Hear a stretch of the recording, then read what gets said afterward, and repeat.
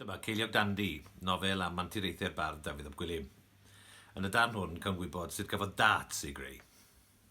Un glist, boch ac ail dde, gweiddodd medag Blas wrth i mi dderbyn cymeradwyaeth y dorf fechan o yfwyr oedd wedi ymgynnull am hamgylch i wylio fy ngorches diweddaraf yn yr hen lew di yn Aberteifi ar ddechrau haf chwilboeth 1346.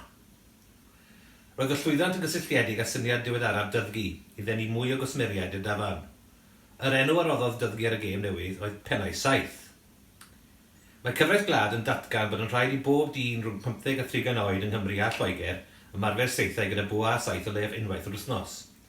Y nod yw gwella sgiliau i sicrhau llwyddiant ysgubo'r Lloegr yn y brwydro ddiddiwedd yn erbyn y Ffrancwyr a'r Albanwyr.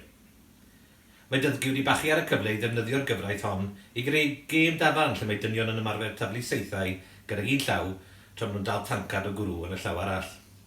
Y nod yw taflu saethau bychain o bren a phlu gwyddau at darged. Am fod nifer y doeogion yn bryn o fwyd ac arian yn dilyn cynnig ar gwael y llynedd, cafodd dyddgu'r syniad gwych o'i cyflogi nhw fel targedau. Mae rheolau'n rhai hynod syml. Rhaid i'r chwaraewr darw 2 glist, 2 foch, 2 ail, y talcen a'r un yn ei tro, cyn ennill y gêm drwy darfod trwy'n y teog. Mae modd ennill gêm mewn 9 tafliad, ond pur yn aml a fydd hynny'n digwydd, ond i bai me'ch enw yw Davies ap Gwilym, wrth gwrs.